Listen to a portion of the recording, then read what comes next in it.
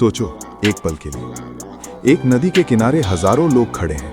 उनके हाथ में बर्तन है, आंखों में श्रद्धा है, दिलों में भक्ति का एक अलग ही जुनून है।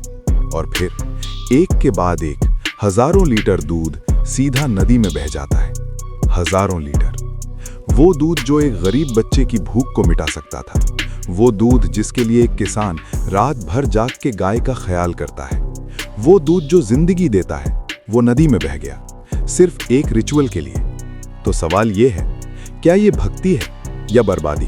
यार ये कोई छोटी बात नहीं है। इंडिया में हर साल, चाहे महाशिवरात्रि हो, जन्माष्टमी हो या कोई भी बड़ा धार्मिक उत्सव, नदियां, खासकर गंगा और नर्मदा, दूध, दही, घी से भर जाती हैं। लोगों की नीयत प्योर है, उनका विश्वास सच्चा है, वो भगवान को खुश करना चाहते हैं। लेकिन सवाल सिर्फ नीयत का नहीं है, सवाल है क्या ये सही तरीका है, और इसका नदी के जानवरों पर कैसे पड़ रहा है, हमारी नदियों पर, जानवरों पर और इस देश के करोड़ों भूखे लोगों पर।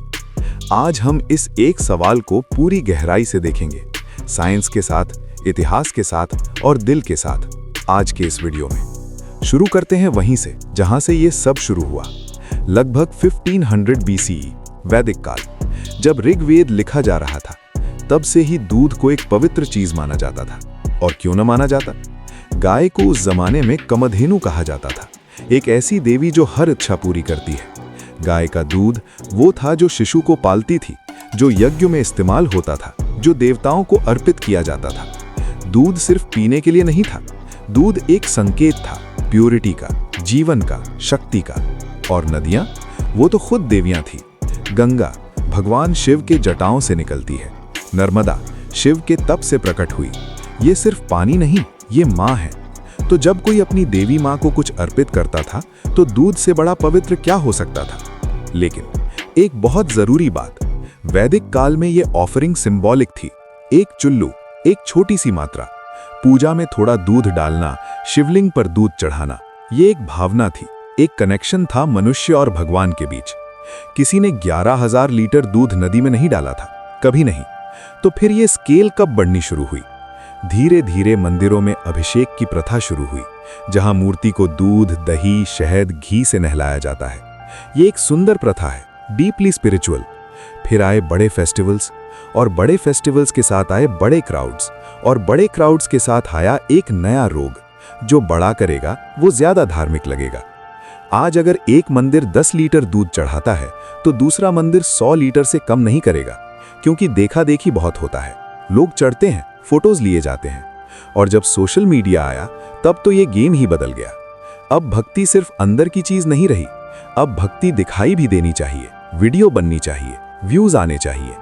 ये एवोल्यूशन था, एक प्योर सिंबॉलिक ट्रेडिशन का एक ग्रैंड वेस्टफुल पब्लिक स्पेक्टिकल में। और इसी एवोल्यूशन का नतीजा है वो 11,000 लीटर दूध,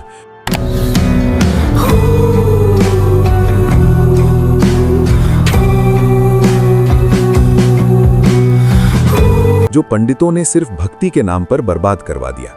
मैं अपोज नहीं करता दूध चढ़ाने के लिए, मैं बस ये कह रहा हूं कि यही दूध, यही 11,000 लीटर दूध की मिठाई बन जाती, खीर बन जाती, तो किसी का पेट भर जाता। तब क्या भगवान ज्यादा खुश नहीं होते? ये कोई कल्पना नहीं है, ये एक डॉक्यूमेंटेड इंसिडेंट है। और ये सिर्फ एक नहीं है, ऐसे इंसिडेंट्स पूरे इंडिया में हर साल होते हैं। कुछ जगहों तो इतना दूध डाला जाता है कि नदी का पानी सफेद हो जाता है, और लोग वीडियो बनाते हैं, अपलोड करते हैं, हैशटैग लगाते हैं। और उसी समय इंडिया में 19 करोड़ से ज्यादा लोग रात को भूखे सोते हैं। अब बात करते हैं साइंस की, क्योंकि भगवान ने ये दुनिया बनाई है, और इस दुनिया के कुछ लॉज हैं जो कोई भक्ति नहीं तोड़ सकती। जब दूध नदी में जाता है, तब क्या क्या होता है? पहली बात, दूध में ऑर्गेनिक कंपाउंड्स होते हैं, प्रोटीन्स, फैट्स, शुगर्स। ये सब जब पानी में मिलते हैं, तो बैक्टीरिया उन्हें खाना शुरू कर देते हैं। ये बैक्टीरिया एरोबिक बैक्टीरिया होते हैं, मतलब ऑक्सीजन कंज्यूम करते हैं, मतलब पानी में ऑक्सीजन खत्म होने लगती है। इस प्रोसेस को कहते हैं बीओडी बढ़ना या बीओडी इंक्रीज।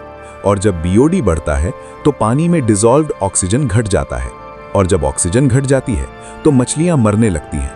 वो छोटे छोटे जीव जो पानी के अंदर रहते हैं, जो पूरे इकोसिस्टम को बैलेंस रखते हैं, वो सफोकेट करने लगते हैं, वो मरते हैं। एक के बाद सभी मर जाते हैं। दूसरी बात, इतनी मात्रा में दूध से पीएच लेवल बदल जाता है पानी का। पानी की एसिडिटी या एल्कलिनिटी दोनों तरफ शिफ्ट हो सकती है और इस इम्बैलेंस की वजह से एक्वाटिक लाइफ और भी ज्यादा स्ट्रेस में आ जाती है। तीसरी बात, ये बैक्टीरिया सिर्फ ऑर्गेनिक मैटर ही नहीं खाते, कुछ हार्मफुल पैथोजेंस भी पनपते हैं, ई कोलाई, लिस्टीरिया, जो कंटामिनेटेड पानी में थ्राइव करते हैं। अब सोचो, वो गाय जिसके नाम पर दूध चढ़ाया गया, वो भी अगर वही पानी पीती है तो उसके लिए वो पानी जहर बन जाता है। डाइजेस्टिव प्रॉब्लम्स, इन्फेक्शंस, बीमारी। जिस माँ गंगा को हम पवित्र मानते हैं, उसके किनारे रहने वाले लोगों के लिए, उनके मवेशियों के लिए, उनके बैगनों के लिए वो पानी अब सेफ नहीं रहा। अब कुछ सवाल हैं सीधे दिल से। क्या भगवान वही चाहते हैं? जो दूध एक बच्चे की रात की भूख मिटा सकता था, वो नदी में बहा दिया गया। जो घी एक बूढ़ी माँ के लिए 1 महीने का पोषण था, वो बह गया। क्या ये डिवोशन है या सिर्फ एक बहाना है अपनी आंखों के सामने खुद को धार्मिक दिखाने का? मैं ये नहीं कह रहा कि भक्ति गलत है, मैं ये नहीं कह रहा कि ट्रेडिशन गलत है, मैं ये कह रहा हूं कि भक्ति को एक्सप्रेस करने का सिर्फ मेथड गलत है। अगर वही दूध एक अनाथ आश्रम में जाता, एक हॉस्पिटल में जाता, एक गरीब बस्ती में जाता, क्या भगवान कम खुम होते? सोचना। अब बात करते हैं धर्म की, सही तरह से।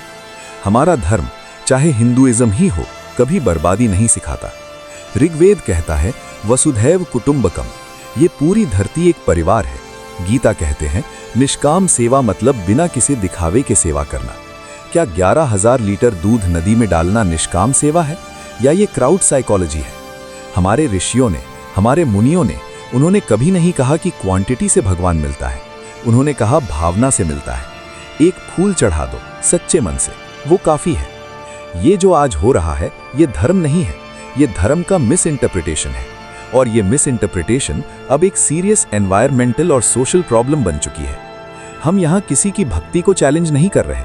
अगर तुम्हारे दिल में भगवान के लिए प्यार है, वो ब्यूटीफुल है, वो सेक्रेड है, उसे मत छोड़ो। लेकिन भक्ति को सिर्फ एक नया रूप दो। वो दूध जो नदी में जाता है, उसे एक अनाथ आश्रम में दे दो। वो घी जो पानी को कंटामिनेट करता है, उसे किसी जरूरतमंद के घर रोशन करने के काम आने दो। नदी को दुआ दो, नदी को प्यार दो, नदी को साफ रखो। यही सबसे बड़ी पूजा है। गंगा हमारी माँ है और कोई भी माँ नहीं चाहती कि उसका घर गंदा हो। धर्म हमें जोड़ना सिखाता है, बर्बादी नहीं सिखाता। अगर आपको ये छोटी सी वीडियो पसंद आई हो तो लाइक करें। अगर आप चाहते हैं कि और लोग भी सोचें तो शेयर करें। कमेंट सेक्शन में जय माँ गंगा जरूर लिखें। तो मैं मिलूंगा आप सभी से नेक्स्ट वीडियो में। तब तक के लिए जय हिंद, जय भारत।